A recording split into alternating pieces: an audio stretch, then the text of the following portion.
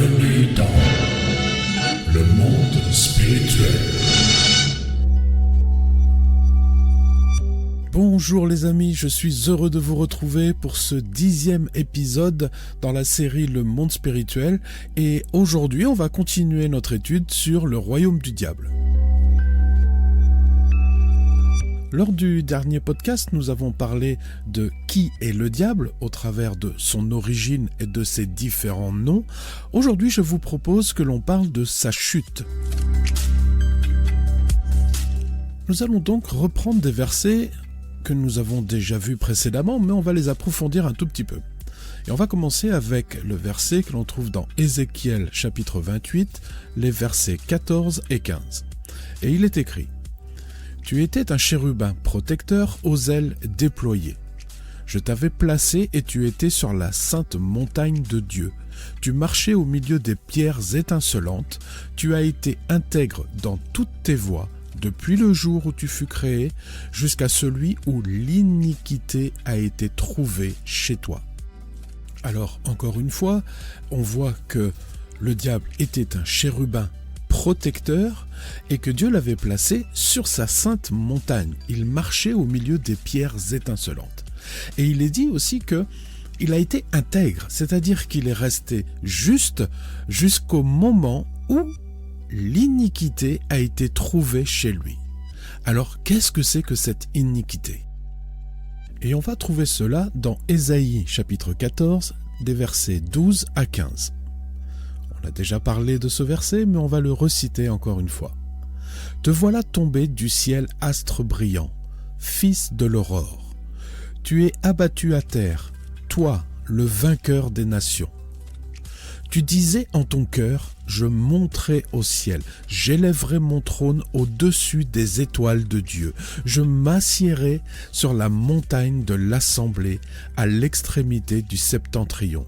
Je monterai sur le sommet des nues, je serai semblable au Très-Haut. Mais tu as été précipité dans le séjour des morts, dans les profondeurs de la fosse. » Et on va prendre encore un autre verset qui est dans Ézéchiel chapitre 28 au verset 16. « Par la grandeur de ton commerce, tu as été rempli de violence et tu as péché. Je te précipite de la montagne de Dieu et je te fais disparaître, chérubin protecteur du milieu des pierres étincelantes. » Et on voit que il avait une liberté d'action qui était énorme, et je vous rappelle qu'il est cité comme étant le roi de Tyr, donc celui qui spirituellement régnait sur le prince de Tyr et toute la région, et on sait que à cette époque, c'était une des plus grandes, si ce n'était pas la plus grande plateforme commerciale au monde. Et donc on voit que son influence était forte et puissante, mais au point que la réussite qu'il a eue dans le monde naturel et l'autorité qu'il avait sur les anges dans le monde spirituel, eh bien, comme on dit, ça lui est monté au carafon et son orgueil a été plus fort que sa sainteté, à tel point qu'il a voulu s'asseoir sur le trône de Dieu. Il a voulu prendre la place de Dieu, comme si la créature qu'il est pouvait renverser le Créateur. Donc, en résumé, lui qui était aussi le responsable de la louange, et on le voit dans Ézéchiel chapitre 28 au verset 13, il est dit que les tambourins et les flûtes ont été créés pour lui, et donc il était responsable de cette louange, il était devant le trône parce que c'était un chérubin protecteur, et en plus il avait, on le voit au travers de cette notion de roi de Tyr, l'intendance de la terre. Donc il avait un rôle très important, à tel point que ça a fait naître en lui cet orgueil de prendre la place de Dieu, d'être Dieu à la place de Dieu. Ça nous rappelle un petit peu Is No Good dans cette bande dessinée qui voulait être calife à la place du calife. Alors nous allons approfondir un petit peu la chute du diable et voir que dans sa rébellion, il n'était pas tout seul. il a entraîné avec lui, selon ce qui est dit dans la Bible et le verset que nous allons voir juste après, 1/3 des créatures angéliques avec lui. Et on va trouver cela dans Apocalypse chapitre 12, les versets 4 et 7 et 9. Et il est écrit: sa queue entraînait le tiers des étoiles du ciel et les jetait sur la terre. Il y eut une guerre dans le ciel. Michel et ses anges combattirent contre le dragon. Et le dragon et ses anges combattirent. Mais ils ne furent pas les plus forts.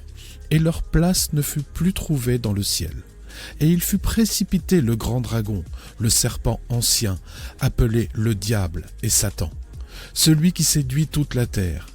Il fut précipité sur la terre, et ses anges furent précipités avec lui. Alors voilà, on trouve dans ce passage la naissance du royaume du diable. On y voit le plus haut de toutes les créatures angéliques, qui est le diable, qui s'est rebellé contre Dieu et qui a séduit et entraîné avec lui 1/3 des créatures angéliques. Et il est dit dans le passage que nous venons de voir qu'ils ont été précipités du ciel vers la terre. Ils ont perdu la guerre contre Dieu, contre Michael et toute l'armée du ciel, et ils ont été chassés du royaume de Dieu vers la terre, où le diable a instauré son propre royaume. Il a donc été chassé du royaume de Dieu, qui est dans le 3e ciel, vers le 2e ciel et le 1er ciel, où il a instauré son royaume. Nous allons maintenant nous attacher à son action, à tout ce qu'il fait avec toute sa structure démoniaque contre nous. Alors un des passages que l'on connaît tous, c'est dans Jean chapitre 10 et au verset 10, où il est dit qu'il vient pour dérober, égorger et détruire. Dans 1 Pierre chapitre 5 verset 8, qu'il rôde comme un lion rugissant, cherchant qui il dévorera. Dans Luc au chapitre 13 et au verset 16, il est écrit qu'il lie les personnes dans la maladie ou l'infirmité. Dans 2 Thessaloniciens chapitre 2 verset 8, c'est qu'il peut faire toutes sortes de miracles, de signes et de prodiges mensongers.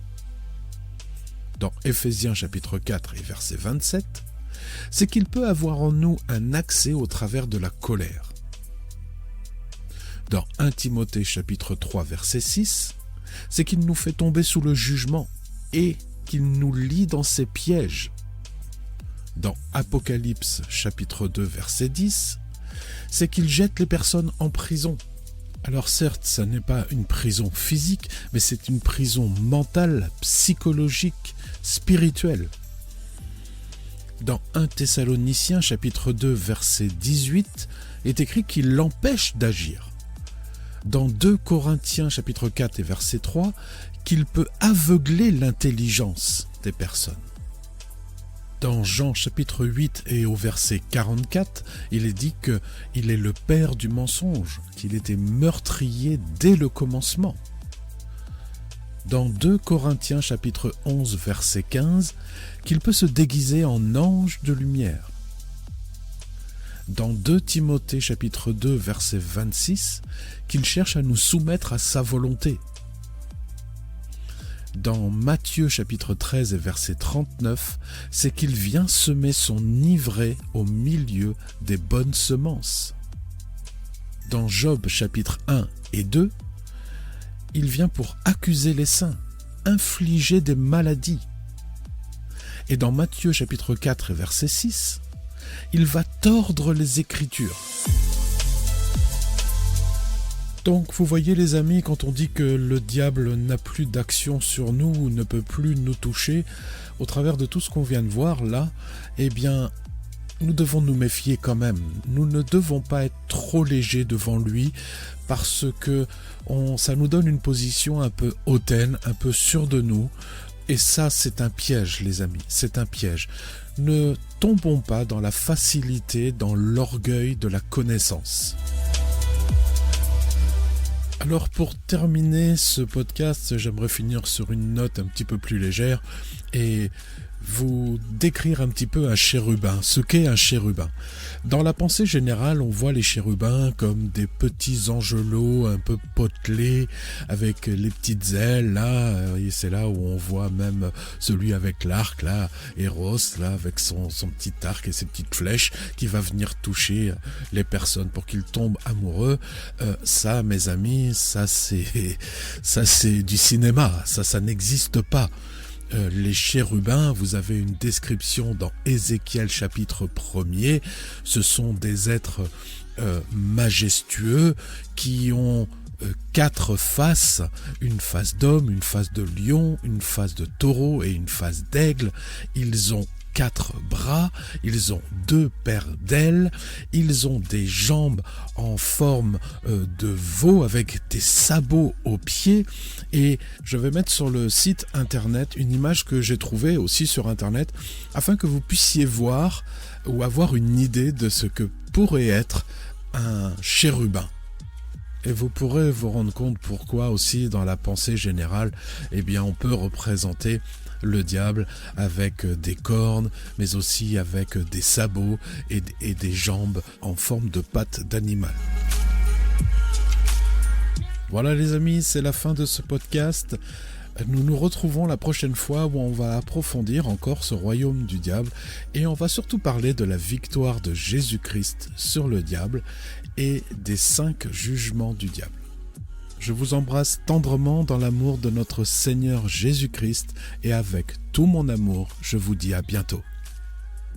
N'oubliez pas que vous pouvez retrouver le texte intégral de ce podcast dans notre site internet www.réparateurdesbrèches, tout en minuscules, tout attaché et tout au pluriel, .fr.